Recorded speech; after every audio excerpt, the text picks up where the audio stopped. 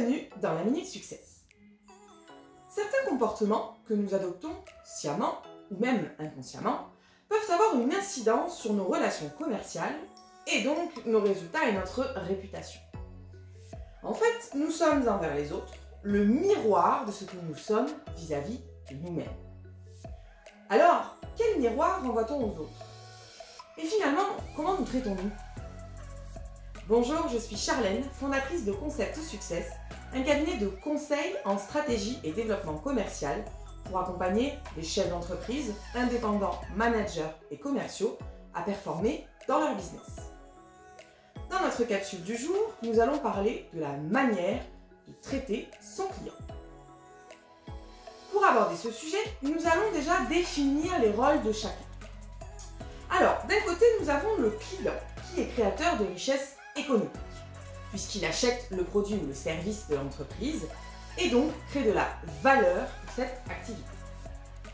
Et d'un autre côté, nous avons les équipes et le chef d'entreprise qui, eux, sont alors créateurs de richesse relationnelle et émotionnelle, puisqu'ils interagissent avec le client, l'accompagnent et le servent. Et d'ailleurs, cette dernière notion de service revêt un enjeu fort. Le fait de servir est vu en fait aujourd'hui comme péjoratif et très souvent connoté dans un sens de soumission malsaine. Or, si on reprend le sens de servir comme il est défini dans le dictionnaire, c'est-à-dire aider, appuyer quelqu'un en y employant sa peine, son crédit, ou encore être utile à quelqu'un, quelque chose. Ainsi, on comprend bien que servir, c'est en fait se mettre aux côtés de quelqu'un et lui être utile. Alors, interrogeons-nous. Comment nous mettons-nous aux côtés de nos clients? Comment sommes-nous utiles à nos clients? En agissant pour le compte d'une entreprise ou d'une marque, nous représentons une histoire et ses valeurs.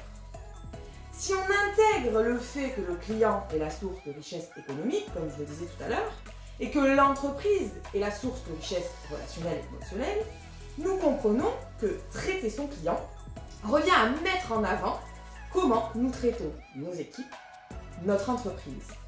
En fait, nous traduisons qui nous sommes. Ainsi, si nous traitons mal les autres, cela reflète d'un dysfonctionnement que nous avons en nous et que nous répercutons sur les autres. Alors, prenons un exemple. Un commercial a un litige avec un client concernant un produit.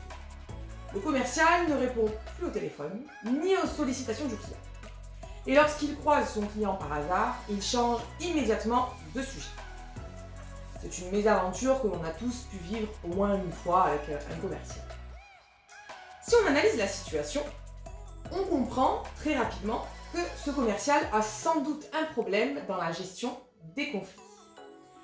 Ainsi, en traitant son client avec la fuite, le commercial traduit un dysfonctionnement en lui qui se retrouve également dans les relations, sûrement avec ses collègues, avec son patron, avec d'autres clients, mais aussi peut-être, pourquoi pas, dans sa vie personnelle.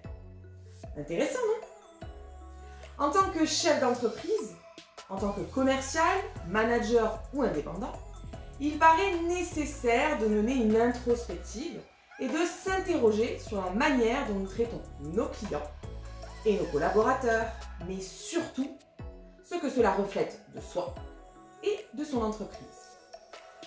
L'objectif de cette introspective, c'est d'améliorer nos dynamiques relationnelles et la qualité des échanges. Cela ne sera que bénéfique pour l'entreprise, y compris quant à la performance et au résultat.